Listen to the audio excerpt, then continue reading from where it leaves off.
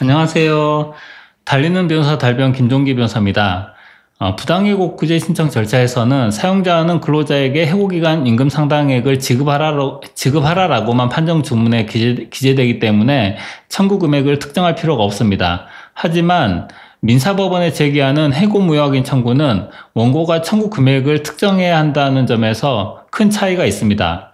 그래서 오늘은 해고기간 임금을 산출하는 방법에 대해서 말씀드리려고 영상을 준비했습니다.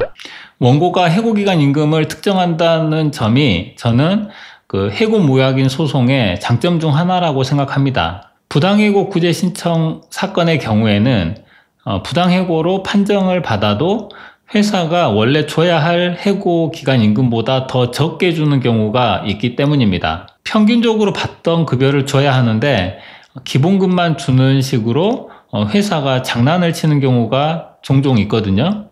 그렇게 회사가 원래 지급해야 하는 금액보다 덜 지급하는 경우에 덜 받은 금액을 받아내려면 추가로 민사소송을 제기해야 하는데요. 그러니까 확실하게 큰 금액을 덜 주면 고민 없이 추가로 민사소송을 제기할 텐데, 소송을 제기하기에는 애매한 금액, 그러니까 예를 들어 한 500만 원을 덜 주면 소송을 하기가 조금 애매해서 그냥 포기하는 경우가 많습니다. 해고 소송에서 임금을 청구하는 법리적 근거를 설명드리겠습니다. 사용자가 근로자를 해고하면 근로관계가 일단은 종료가 되는데요. 법원에서 해고가 무효라고 판결을 하면 법적으로 해고를 하지 않은 상태가 됩니다. 그러니까 소급해서 근로관계가 계속 유지되었던 것이 되고, 따라서 근로자는 근로계약에 근거해서 사용자한테 임금을 청구할 수가 있는 겁니다. 잘 모르시는 분들 중에는 부당해고로 인한 손해배상 청구라고 말씀하시는 그런 분이 있는데, 손해배상 청구가 아니고 임금 청구입니다. 손해배상 청구로 구성을 하면 중간 수입이 한도가 없이 전에 공개될 수 있기 때문에 손해배상 청구로 구성하시면 안 됩니다. 해고기간 임금 청구는 부당해고가 되지 않았더라면 받을 수 있었던 금품을 청구하시면 됩니다. 근데 해고되지 않았더라면 얼마를 받았을지 명확한 케이스도 있지만, 변동되는 수당이 있는 경우에는 정확하게 알 수가 없잖아요.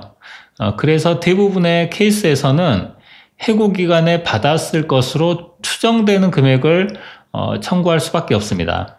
많이 쓰는 방법은 해고되기 전에 1년 동안 받았던 급여를 다 더한 후에 12로 나눠서 월 급여를 청구하는 방법입니다. 보통은 회사에 대해서 급여 명세서를 제출하라는 내용으로 법원에 문서 제출 명령을 신청해서 급여 명세서를 받아서 산출하는데요. 요즘은 급여 명세서를 거의 다 주니까 보관하고 있는 급여 명세서로 계산해도 됩니다. 조금 특이한 케이스가 있는데요. 근속기간 20년을 채우면 금 10돈을 주는 회사도 있잖아요. 근데 해고기간 안에 근속 20년이 들어가 있는 경우에는 금 10돈을 받을 수 있었던 날에 금 시세를 확인해서 청구할 수 있습니다. 그리고 해고되지 않았더라면 받을 수 있는 금품이기 때문에 임금이 아닌 경우에도 받을 수 있습니다. 대학생 자녀가 있으면 대학 등록금을 회사가 대신 납부해주는 경우가 있잖아요. 그 경우에 등록금 납부 영수증을 증거로 제출하고 그 등록금도 청구해서 받을 수 있습니다. 제가 예전에 했던 소송에서 실제로 받은 적이 있습니다. 그 자녀 학자금은 은혜적 급부라고 해서 근로기준법상 임금은 아니지만 해고되지 않았더라면 받을 수 있었던 돈이니까 받을 수 있는 겁니다. 그렇기 때문에 실무상 해고기간의 임금이라고 표현을 많이 하지만 저는 해고기간의 금품 청구라고 표현하는 것이 더 정확하다고 생각합니다. 저는 보통 해고무효확인 소장을 넣을 때 청구 취지 1항에 해고무효확인을 구하고요. 청구 취지 2항에 해고기간 임금 청구를 하는데요. 소송 제기 시에는 대략적으로 청구를 해놓고 나중에 특정을 하는 방식으로 진행하고 있습니다. 해고되기 전에 이것저것 다 해서 1년에 6천만 원을 받았으면 월 500만 원을 청구하는 거죠. 그 다음에 소송 진행 중에 급여 명세서를 토대로 청구 취지를 특정하는 방식으로 진행하고 있습니다.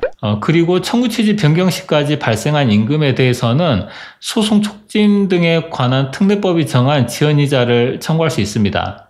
그 장래 발생할 임금에 대해서는 지연이자를 청구할 수가 없고요. 이렇게 이미 발생한 임금에 대해서는 지연이자를 청구할 수 있다는 것도 민사소송의 장점이라고 저는 그렇게 생각합니다. 이렇게 해고 무효확인 청구 소송에서 임금 산정 방법에 대해서 말씀드렸는데요. 부당해고 구제 신청으로 승소한 후에 받은 임금이 제대로 계산된 것인지를 확인하는 기준으로도 활용하실 수 있을 것으로 생각합니다. 다음에도 유익한 영상으로 인사드리겠습니다. 고맙습니다.